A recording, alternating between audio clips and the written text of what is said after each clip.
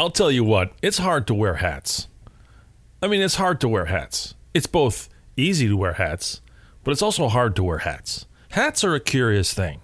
Did I mention it's hard to wear a hat? It's hard to wear a hat. It's not physically hard to wear a hat. There isn't some incapacity of hat wearing that happens when you try to put it on. It's not like putting on a ski boot. Ski boots can be hard to wear because you got to strap in, bundle in. You got to shut the thing on. You got to clamp it down. Your hands are frozen. You're waiting in line. You're trying to get the thing done. You got a big pile of snow on the bottom of the boot there. You just can't feel your thumbs. And you're trying to you've jammed your snow pant leg into that thing, and you're just trying to close it, and it's like clunk, and you're okay. I finally closed the last buckle on my ski boot. Hats aren't like that. Hats are nothing like that. Hats are just whoop, and it's on. The hat is on. That's easy. The wearing of the hat is easy. The impact of the hat, however, is similar to ski boots. Like if you were at a party, right, and someone's at the party, and it's July.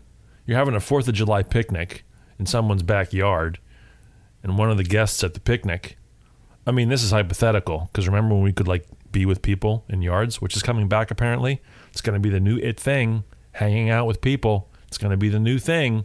So picture, soon, hanging out with people in a yard where there's hot dogs a-grilling and burger buns a-toasting and that weird salad with the little marshmallows, which isn't really a salad, but still it's called a salad. I don't even want to get into what makes a salad a salad. It's like, is a hot dog a sandwich? I don't know. Is the marshmallow salad a salad? I don't know. It doesn't really matter. But anyway, you're at that event, right? And there's a person there, a guest, who isn't a friend of yours. You don't know this person. He's a mutual. He's a friend of a friend. Maybe even a friend of a friend of a friend. Thrice removed even. And you're at the barbecue, you're outside, it's the 4th of July or some close to nearby thing, and they're wearing ski boots, right? A pair of ski boots. So it's not like, oh, maybe I'm mistaking that thing for some kind of orthopedic shoe. No, it's a pair of ski boots. The person's wearing ski boots. And you would think, well, that, there's some kind of statement being made that a person is wearing ski boots at a picnic. And that's kind of what hats are like. They can be, anyway. Certain kinds of hats. I mean, it's a very hipster thing. Wouldn't that be? Someone's like wearing a pair of skis, like wearing one ski boot, a flip-flop, and he has a catcher's mitt. That's when you can tell the coolest person at the party, or at least the person who thinks they're the coolest person at the party, is that one guy. He's got the beard. He's got one ski boot. He might have he's got a catcher's mitt, some kind of swim fin, and maybe like a third of a tutu, which is a what? A fifth? Anyway, you wear a hat, and it's a thing. It means something on some level. I mean, some hats really mean something. You see a red hat with 4 letters on it. You know what that means. That really can affect your perception of that human being. You're on an airplane and the person next to you sits down with a red hat and 4 letters on it. Okay. You're setting yourself up for what that flight's going to be, pretty much.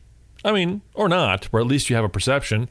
And that perception could be very accurate. It could be wrong. But it's a statement.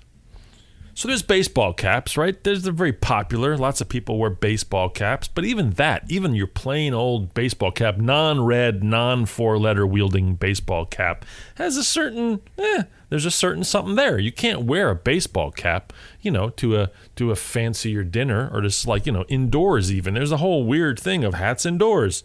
Should you wear a hat indoors?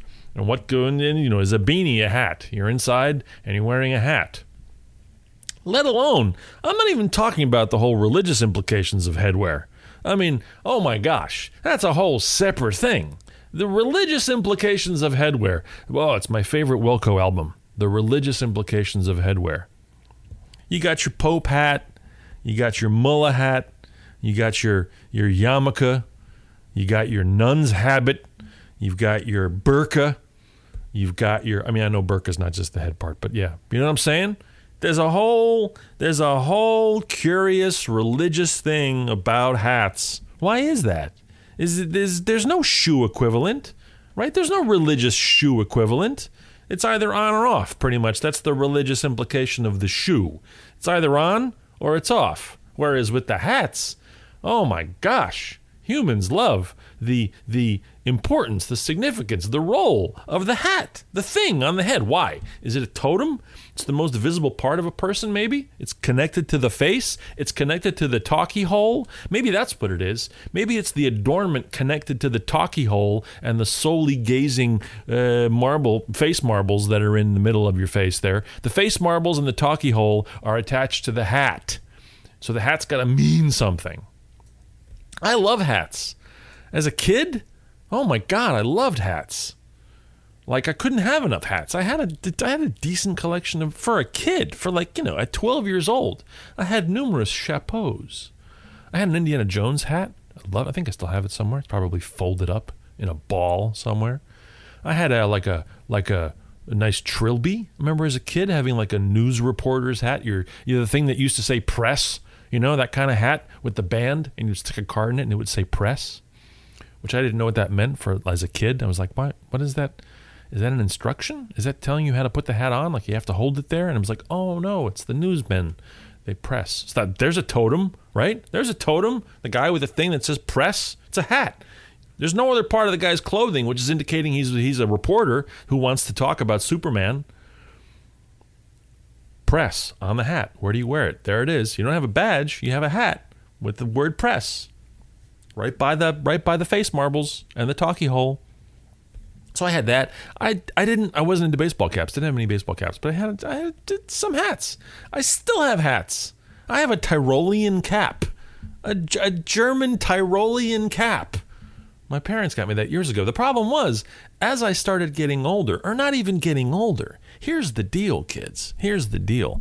The size of my head right now, this pumpkin that is atop this disproportionate shoulders that I have, this crazy bowling ball of a face marble containment unit with the talkie hole, has been the same size since I was like 11. Right? I've always had this voice. My voice never changed. I was 5 years old. I had this voice. I think I need a nap, Mother. I think it's time for a nap. Are there any kind of, this food is not, I don't appreciate this food right now. Cold sandwiches are not something I like, Mother. And my head was this same size. So finding hats for an 11-year-old with a head the size of Idi Amin with the hat on is a challenge. But occasionally you would find one. You'd find some adult extra large hat. And, if you found one that fit. I mean, I think in my life, I have tried on 4 hats that have fit. Like fit. And I think I bought 3 of those. I bought a bowler hat in London. I wanted to buy one that was made in England and not in China. Every bowler hat that I could find when I was visiting London years ago was made in China. I was trying them on. Oh, this fits. Oh, it's made in China. Why would I want to buy a made in China bowler hat, but I'm buying literally in Greenwich, in somewhere, in the stores around there? Finally found one said made in England. I was like, yay! And the size is just a little too small, but it's fine. I'll make it work. It's good. It's in the Far video. That thing I'm wearing in the Far video, that's an actual hat. And why would I want to wear that hat? It's some significance there. It's like, oh, I want to kind of look like this sort of thing. And the roller skating guy with the hat. Okay, cool. I bought a sailor's cap. Not a sailor's cap. I should say a captain's hat. When I did the episode of 7 songs, I think it was still 13 songs back then, the Yacht Rock episode.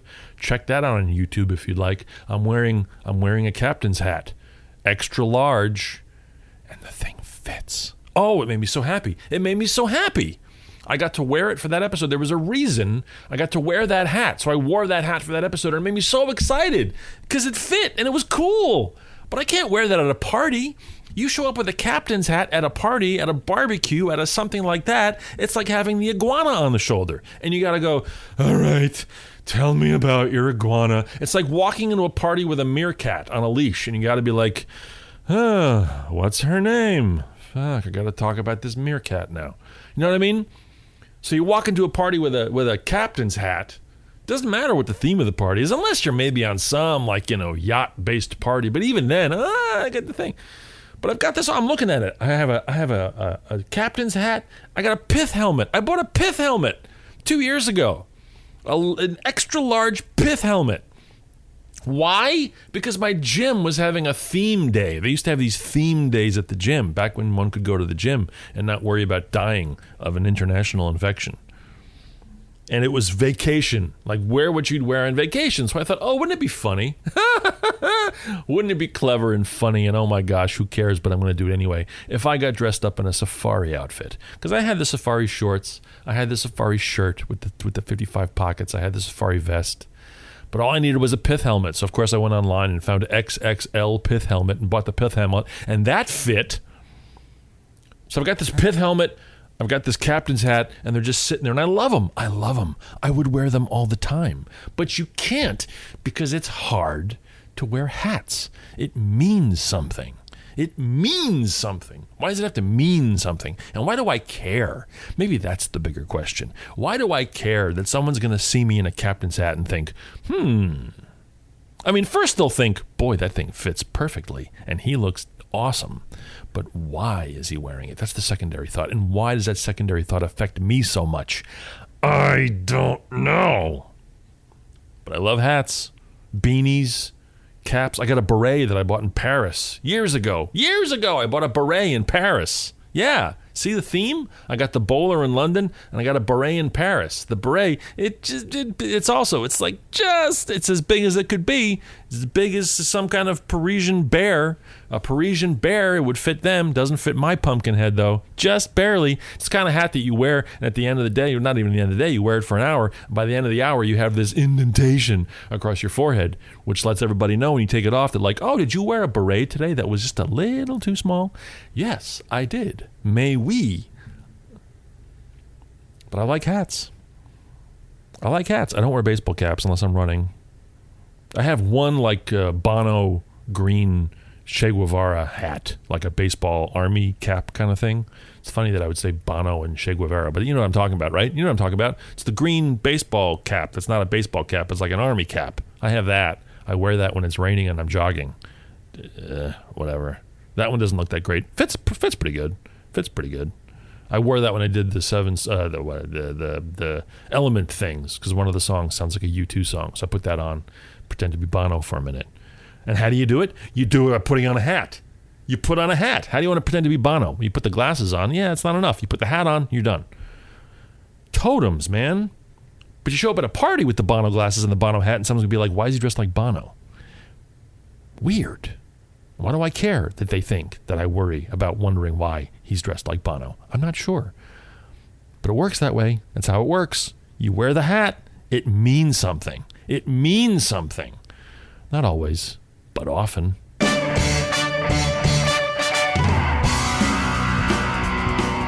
This is the 714th show of a series of a not new podcasting series featuring the religious moron of the week. Interesting. Fauna. Rupert McClanahan's indestructible bastards. Gio's mom. I almost understand this. Mortimer. I'm old. Horoscopes. Ask George. Not the Bible. No. Plus, so much more. Yeah. Well, like two things more. And now, the host of the Geologic Podcast. Me.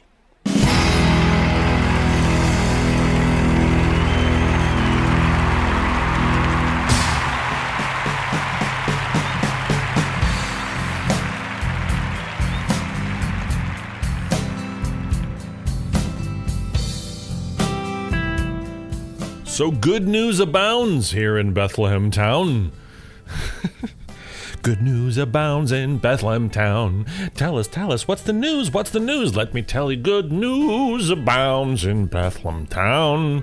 What am I talking about? Well, the primary election happened on Tuesday, and our favorite Kira, yes, Kiki Lee, won one of 4 seats in the primary, so it's not official. She doesn't have an actual seat on city council yet. Those of you that were following my Facebook feed or my Twitter or maybe Instapoop or whatever know that Kiki Lee, Kira Wilhelm, was running for city council, and on Tuesday this past was the primary election, which means the parties nominate who they want to run in the general election, the fall election, the November election, the real election.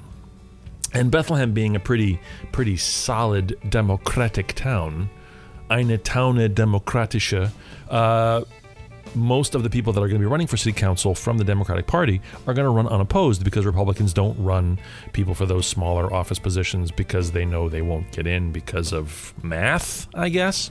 So the point being that if one were to win a seat for city council as a Democratic person running for that position, most likely, since they run unopposed, you will get the position in the fall. So it was kind of like a big deal. It's kind of like the more important of the two elections. Oddly enough, normally the primary is the less important because you kind of get in, and then the big one is the general. But the general is not as important when you don't have people running for smaller secondary offices like in Bethlehem here.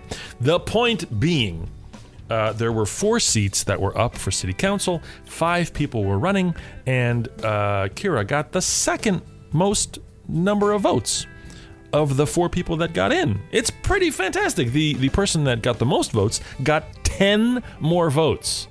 10 more votes, right? So who was an incumbent? So Kira came within 10 votes of beating the incumbent. Not beating, but getting more votes, because they both would have been on the thing. But it was just neat, as a person who's never run for office before, never run a campaign before, never tried to do any kind of a political thing whatsoever, came within 10 votes of getting the 6-year incumbent, within the 6-year incumbent. It also showed how unbelievably personal, I guess that's the best word, how unbelievably personal local politics can be. Because I believe it was like 4,000 votes, right? So I think the person that got the most votes was like 4,190, and Kira got 4,180, or something like that, somewhere around there. And the person in 5th place, who will not get to be in the general election in the fall, thereby guaranteed to not be on the city council, got like 3,500 votes. So it was like 400 votes difference between 1st place and 5th place in that particular run, which in the span of things in a city of 50,000 people is not much. It's kind of peanuts. You could, very easily, Kira and all the nominees that were running, all the people running for that office, could have spoken to 50, 100, 200, 300 people over the course of the last 3-4 months very easily, and had personal interactions that then made someone vote for them or not vote for them. It's astonishing. It's astonishing. The point being, vote in your local elections. Find out when your primaries are happening, because very often certain parties run unopposed in the fall election. So, find out whenever. You should be voting all the time anyway, because that makes you a super voter and you get all kinds of fun stuff in the mail. And it's just kind of cool that your vote counts double or triple or quintuple, even if you really think about it. I think in this election there were something like I think in all the counties here, counting sort of Bethlehem and Allentown and whatever, these numbers might not be right, but it's something like 40,000 registered voters, maybe?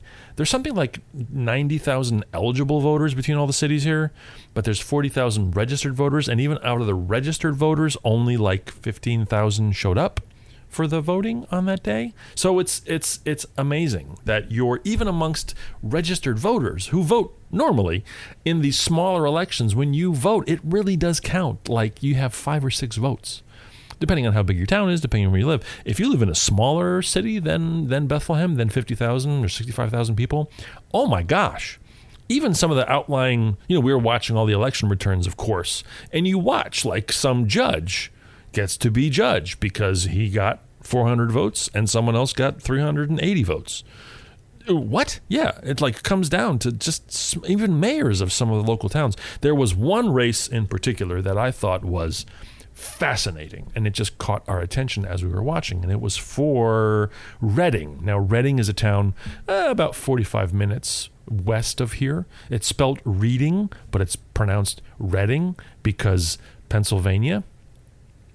There were 2 people running for, I believe it was like a representative slot. I don't think it was mayor or anything like that. But the incumbent, I believe, was 86 years old, right? And the person that was running against him was 20 years old. 2 gentlemen, a 20-year-old and an 86-year-old. And the 20-year-old won by like 50 votes or something. I mean, it was like stupidly close, but now that a 20-year-old beat an 86-year-old. I mean, boy, it was. I don't know their position. I don't know anything about that because it's Reading, so I wasn't quite hip to it. I just remember seeing, yes, we're going to interview this guy who's 20 years old, and here's the guy he's running against who's in this urn. No, it's fascinating to watch. So, point being, well, number one, congratulations to Kiki Lee. Oh my gosh, yay. It's not done, but it's pretty much all but guaranteed that in November she will get officially elected to city council, which is a really cool deal. 4-year term, gets to park wherever she wants. It's kind of cool. I think free shirts at the mall. I think that's part of the deal. Taco Tuesdays, she gets half off. Of the half off already, I think that's all the deal with the city council. Other than that, it's not that much. But no, I'm not sure what I know what the responsibilities are. They meet twice a month, and they get to make policy and stuff.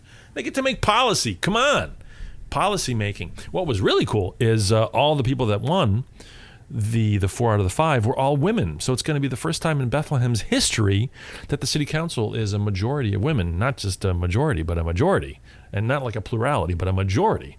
I think it's going to be all but one are women on the city council, which is pretty cool. So, yay! I think it's women's turn. So, yeah, here we go.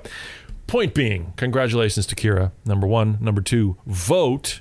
I probably should have said this last week, but I did say it last week. But vote in November, especially, because that's coming up. And yay! And here's this. Look at that! What the hell is that? I'll tell you what that is. That's interesting fauna. Here's something slightly different. It's a piece of interesting fauna, a bit of interesting fauna, an example of interesting fauna that has a doubly interesting symbiotic relationship with some flora. I mean, most animals do, but this caught my attention, and I thought it was really cool. Bats from Borneo and pitcher plants share a strange relationship, and acoustic reflectors are the key. What? In Borneo, carnivorous plants known as pitcher plants have evolved special structures that can reflect the ultrasonic call of bats back to the flying mammals to track them to a symbiotic relationship. The relationship provides the bats with a cool spot to roost and rest, free from parasites and away from other competing bats. The pitcher plants, in return, receive what? Welcome fertilizer in the form of guano. Bat guano. How cool is that? The pitcher plant's special bat-attracting evolutionary adaptation makes them easier for the bats to locate in the crowded vegetation of a tropical forest. With these structures, the plants are able to acoustically stand out from their environment so the bats can easily find them, says Michael Schöner from the Ernst Moritz Arndt University of Greifswald in Deutschland. Moreover, the bats are clearly able to distinguish their plant partner from the other plants that are similar in shape but lack the conspicuous reflector.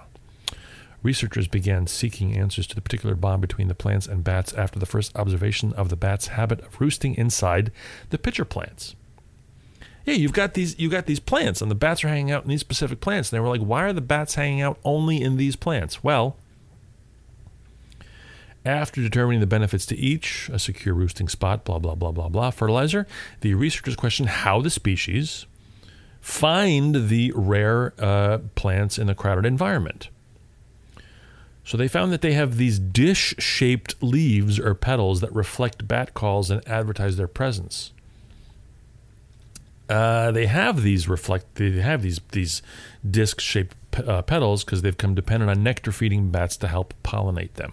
The pitcher plant, which is called Nepenthes hemsleyana, isn't related to the nectar-producing plants, but has apparently evolved a similar bat-attracting capacity for its own purposes. So you've got plants that have the little bowls because they hold nectar. So the bat's like that because it's got the nectar in it, right? Well, these guys, the pitcher plant, doesn't have the nectar, but it has that same shape and just relies on bat poop. The finding explained how pitcher plants survive, since they've been found to be very poor at catching insects when compared with some of their other carnivorous relatives. The mutualistic relationship between the pitcher plant and the bats is one more example of the way in which nature, through evolution, right, can solve problems. Carnivorous plants in general have already solved the problem of nutrient deficiency in a very unusual way by reversing the normal system of animals feeding on plants. It is even more astonishing in the case of N. hemsleyana. The system is taking a new turn. These little plants have evolved a way to stand out in a crowd of other plants. How do we do it, kids? How do we do it? We're plants. We need bat poop. What are we going to do? How about we shape ourselves so that the bats are more attracted to us through their acoustic echoes? Sounds good. Let's get on it. That is just so cool and unbelievably fascinating. So, the pitcher plant and the Borneo bats with their symbiotic relationship is definitely something I would consider to be Interesting. Fauna. It's time once again for the Geologic Radio Hours, Religious Moron of the Week, in which George talks about hypocrisy, misinterpretation, generic, overtly religious stupidity, and moronic behavior. So here is George once again to tell you about this week's religious moron.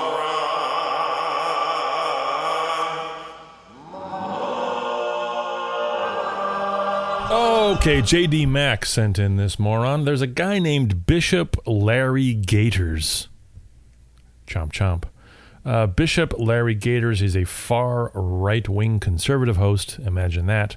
And in the past, he has said that the deaths of Democratic President Joe Biden's family members, including his first wife, his daughter, and his eldest son, were all a satanic sacrifice to help President Biden acquire political power. Quote, Beau Biden was a sacrifice for the political rise of his father. Just like the first wife of Joe Biden, Nelia Hunter Biden, was a satanic sacrifice going back to 1972 that will give way for the rise of the political career of one Joe Biden. So he said that in the past, but which is bad enough. But, we want to be current here at the Geologic Podcast with our morons. So just last week, Bishop Larry Gators, on some show with two laughing assholes, said this. Tom Hanks is dead. Newsflash. Tom Hanks is dead. That's right. Dead. Joe Biden is dead. Yes, okay? come on. He took the shot. Clintons are dead, okay? Yes. You got clones running this country. Right. See, I got the testicular fortitude to say what needs to be said. Why? Because I'm a man of God. Amen. You have to. Truth.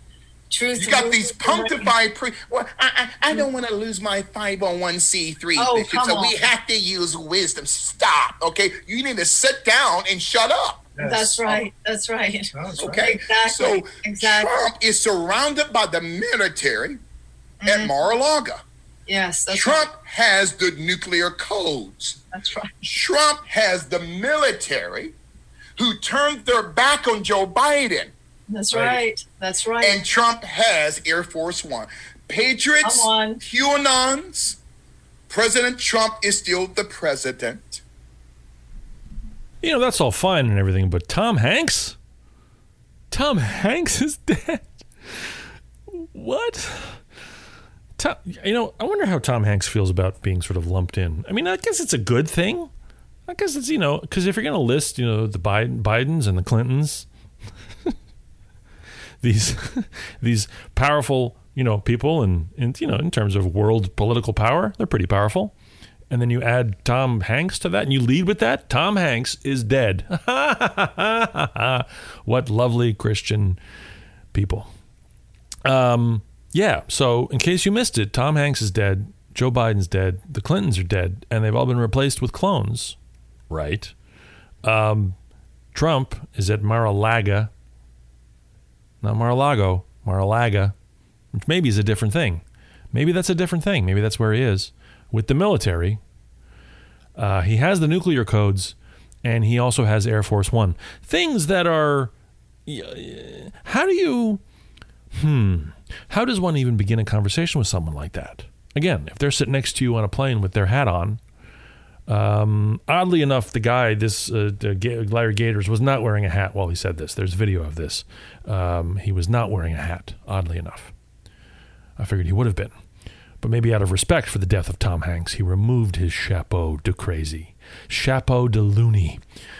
Yeah, it's pretty much speaks for itself. But this is the level of discourse. These famous people who are easily provable to be alive are not, because they've been replaced by clones. To what end? I don't know. And here's the thing, going back to his previous statement about sacrificing your children for your political campaigns and for your gains. Like if Satan, let's think about this for a second. If Satan really could do that, if you could legitimately have a deal with Satan for success, for power, for money, for fame, for temporary pleasure zone overload, shall we say, don't you think out of the billions of people on the planet that they would be making that deal, the short-sightedness Satan could set up a website with full clarity and disclosure. He could run television ads and be like, here's the deal. I'm Satan. I'm going to give you basically whatever you want, but when you're dead, I'm going to get your soul. And people would completely voluntarily sign up for that. They would 100%, without any kind of, no need to be tricked, no need to have any kind of fancy schmancy, weird contracts that are written in blood that turn into jello at certain times of the day, unless you're riding a pumpkin and have the right kind of hat. But people would sign up for it. I mean, people sign up for the largest, most obvious scams ever that provide nothing. Whereas if Satan really had this power to be able to, whatever you want, whatever terrestrial dreams you may have, I will totally give you, as long as I get your soul in the end. People would be lining up. You wouldn't be able to fulfill all the orders. There would be a waiting list, a satanic wish-filling wait list.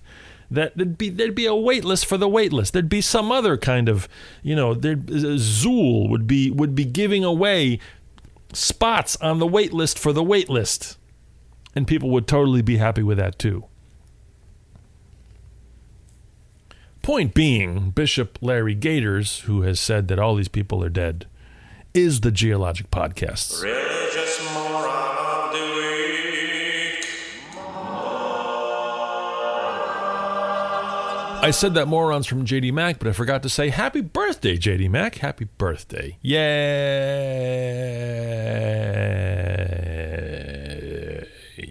Yeah. Ask George.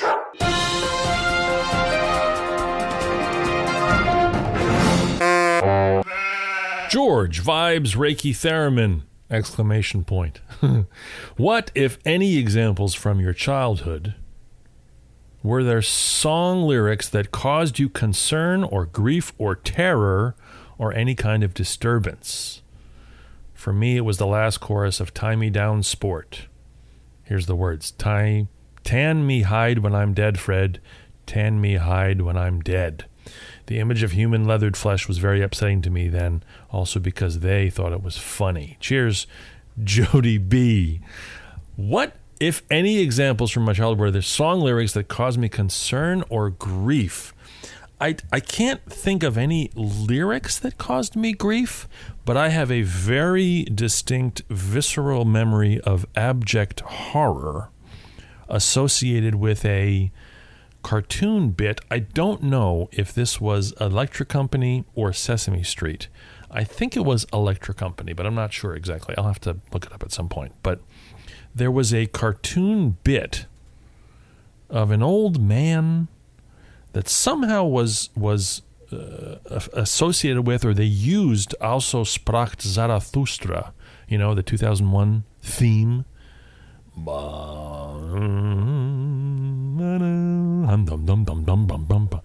And it's like some old guy, and he's waking up, or he's walking down a hallway or a dark corridor, and there's some kind of like sunrise or some kind of a something.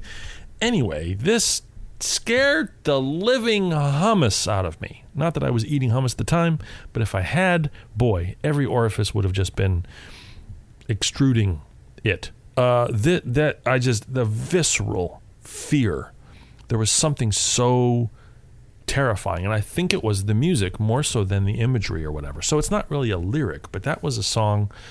Oh boy. And it took a long time for me to not have kind of a very, very instantaneous and dark reaction to that song. It wasn't until I wanted to see the movie 2001 and realized what was involved. By that point, I was 10 or 11 maybe, and I was okay, or 12. I was okay with the music, and I appreciated it. I thought it was cool. But that very first exposure to it in that Sesame Street or Electric Company cartoon of an old man doing something I don't remember, I almost don't want to even see it. That was terrifying. However, there were lyrics that as a child, as a youngster, I thought were very scandalous and caused me to be somewhat embarrassed and kind of blushy. So it wasn't terror, but it was like embarrassment. And there's two examples that come to mind. The first was in the song Heart of Glass by Blondie. Certain edits of the song that were not played on the radio, if you had the actual album or heard it maybe at a party or something, or sometimes maybe on the radio they played this, but there was a version on the radio that did not have the line of "turned out to be a pain in the ass." Once I had a love, and it was a gas, soon turned out to be a pain in the ass. That was scandalous to my 5-year-old ears, maybe slightly older. I remember being very embarrassed at hearing that. And then the song Centerfold by the Jay Giles Band. My blood runs cold, right? That was, I think, in 6th grade, maybe, somewhere around there. 6th or 7th grade, maybe 5th or 6th grade. And the penultimate verse, I believe, talks about not, the point of that song is that the protagonist of the song finds a previous girlfriend in a state of undress within the confines of a magazine, right? Hence the title, Centerfold. My memories have just been sold. My angel is a centerfold, right? And the last verse, what is it? I hope that when this issue's gone, I'll see you when your clothes are on. Take your car. Yes, we will. Take your car and drive it. We'll take it to a motel room and take them off in private. That was scandalous. Oh my gosh, this idea that this singer is saying, I want to take you to a place, a hotel, and see you naked. That was scandalous and exciting and disturbing and for as erotic as a 11-year-old can be, whatever eroticism means, that kind of strange combination of curiosity and disgust and fascination and wonder and terror, all encapsulated together within the confines of a pop song. Those lyrics, I guess it was a kind of terror, but oh my goodness, the internal and external giggles associated with those lyrics. Come on, take them to a hotel room and take them off in private. Forget about it. Forget about it. But that was an exciting kind of terror. That's the kind of terror. That's like a roller coaster ride with a very specific smell associated with it. That's that kind of terror. So it was lovely. But there was nothing, my Ukrainian upbringing had tons of songs that were pretty, awful, like happy sounding songs about drowning, and then very sad sounding songs about celebrating birthdays. That was the dichotomy of the Ukrainian repertoire, as it were, the Eastern European repertoire. The happier sounding the song, the darker the lyrics, the sadder the song, the more, you go to a Yuki funeral, oh my gosh, forget about it. It's crazy, let alone a wedding. Just you're like, are we happy? I don't even know. Is this a happy song? Is this a bad song? Is it a good song? Whatever. Happy birthday sounds like a death chant. And then hey, you've made it to eternal life. We're gonna remember you forever. Sounds just like, I want to rip my own liver out. So maybe that primed me for not being quite as affected to lyrics. But since there's no eroticism at all in the Ukrainian tunes, at least the ones that I was exposed to, or at least the ones that didn't have any kind of outward eroticism, to hear about someone saying that he wants to see someone naked in a hotel room, that was terrifying and awesome. Fun question, Jody. I hope you've recovered from your terror of thinking about tanned flesh and a dead Fred. Ooh. Ask George.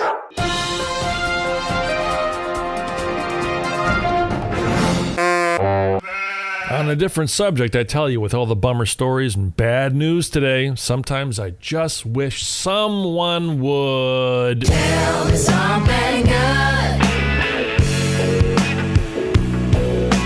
Tell me something good.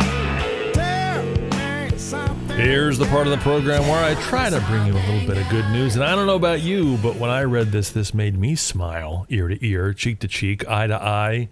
Face marble to face marble. Look at this headline. Man who is paralyzed communicates by imagining handwriting. What? A man who is paralyzed was able to type with 95% accuracy by imagining that he was handwriting letters on a sheet of paper. An experimental device that turns thought into text has allowed a man who was left paralyzed by an accident to construct sentences swiftly on a computer screen. He was able to type with 95% accuracy just by imagining he was handwriting letters on a sheet of paper. This was reported in the journal Nature. Apparently what they found is he can type at about 90 characters per minute, which is faster than most people can type. This device would be most useful to someone who could neither move nor speak, and we can also envision it being used by someone who might have had a spinal cord injury who wants to use email, or say a computer programmer who wants to go back to work. The idea of decoding the brain activity involved in handwriting is just brilliant, says John Nagai, who directs the National Institute of Health's Brain Initiative, which helped fund this research. Apparently the guy who this is being tested on was taking out the garbage. He slipped, fell, and instantly became a quadriplegic. So he's completely paralyzed. A few years ago, the man agreed to take part in a study of an experimental system called BrainGate 2.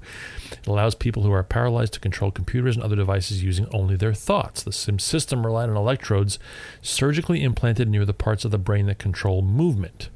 In previous studies, participants had learned to control a computer cursor or robotic arm by imagining they were moving their hands. This time, a team of scientists had the man imagine he was writing individual letters by hand while a computer monitored the electrical activity in his brain. The computer learned to decode the distinct pattern of activity associated with every letter of the alphabet as well as several symbols. So in the past, they've done a thing where, like it said, they would move a cursor. So if you wanted to move a cursor, you pictured yourself lifting your hand, or you're moving your hand or something, or just even moving the cursor. And slowly the computer would learn, oh, this part of the brain is being stimulated, so we're going to move the cursor forward. Well, apparently the writing, the picturing yourself writing in your brain activates in such a specific way that the computer that's analyzing your brain waves can figure out individual letters. It's kind of a brilliant thing.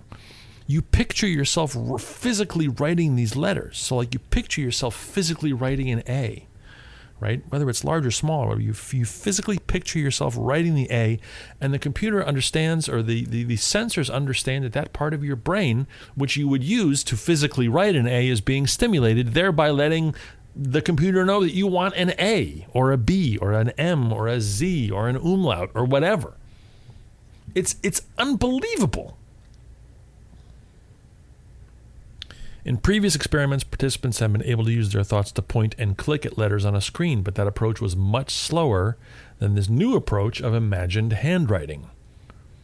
Also, because the new system relies on familiar thoughts, the participant was able to use it almost immediately. He was very happy when he was able to write out messages in response to the questions we asked him. He was very excited. I bet he was. Holy crap. The team's success decoding imagined handwriting is just the latest advance in efforts to link computers to the human brain. The handwriting approach has brought neural interfaces that allow rapid communication much closer to a practical reality, wrote Pavitra Rajswaran and Amy L. Osborne of the University of Washington. So think about this. Think about the implication of this. You might get to this point where, you're going to think to open a door, and you'll have solenoids in your house which will open the door. This will be akin to actual, telepathy. You will think about starting the car, and your car will start. You will think about vacuuming the floor, and the robotic vacuum will go exactly where you want it to go because you're thinking about it and because you're communicating these parts of... it's astounding. Yes, obviously the initial things are for people that are unable to do those activities, like quadriplegics or people that are, paralyzed. But eventually, this is just down the road. This will be actual, practical telepathy. Again, it'll sneak in there in the same way that all technology is magic. It'll sneak in. You want to talk to someone on the other side of the planet? Well, okay, we'll give you this. We'll give you an ability to magically talk to someone 1,000 miles away. Yeah, it's a phone. No magic involved. We're going to allow you to hear dead people. Yeah, it's recordings. Well, we're gonna make it so that you can open up a door with your brain. Yeah. You'll have some kind of a thing that's going to read not your thoughts necessarily, but what part of your brain is being stimulated, and they'll have it so keyed in that eventually they'll be able to tell, oh, brain wants door open. Open door. Astonishing. And it's happening. It's happening. We will link to this show in the show notes because it's pretty damn cool. This was originally on NPR. But we'll link to it in the show notes over there at geologicpodcast.com. Check out the entire story and see an example of this being done. Amazing and definitely something good. Tell me something good. Well, there you have it. As ever, if you like the program, you can subscribe, become a geologist or a geographer. Go to geologicpodcast.com, find out how to do that. You can also like the show. You can leave a review on iTunes. That's always nice. It's easy to do. Leave a review over there. It just makes me happy. Makes me feel like what I'm doing is being heard by someone. By someone. I appreciate your ears. But most of all, just, tune in. Tune in. Send me an email every now and then, too. Let me know what you think of the program. George@georgehrab.com. Couldn't be any easier. Typing is, that takes a little bit of effort, but eventually we'll just be able to think about it.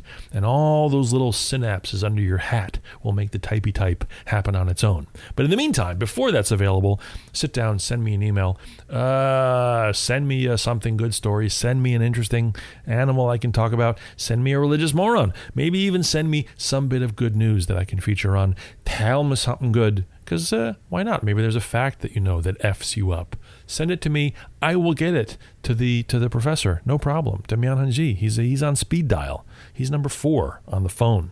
Maybe you want to ask Mortimer a question. I don't know. Send me whatever you want to send me. George@georgehrab.com. It couldn't be any easier. It could be a little bit easier. But, you say that because basically you just send me the thing and I will receive your electronic correspondence. I promise. You can like me on Facebook and do that. You can follow me over there on the Twitter or the Instagram. But I don't want to tell you what to do. I don't want to tell you what to do. We've all got stuff we're doing. Each man his own football. I get it. But I appreciate. All right? Stay safe, everybody. Keep washing your hands. Keep masking up where it's appropriate. If a business wants you to wear a mask, just wear a mask. I mean, come on. It's not that big a deal. And get vaccinated. Because why wouldn't you? All right. I'll talk to you soon. Thanks for tuning in. Stay safe. And bye.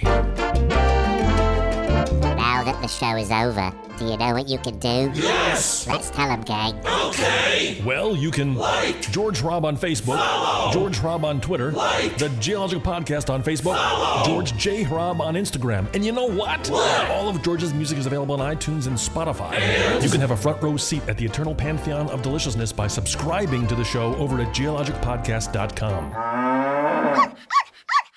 Arrivederci. Hasta la vista. Adios. Adios, muchachos, caballeros. Will you get out of here? Thank you. Well done, George.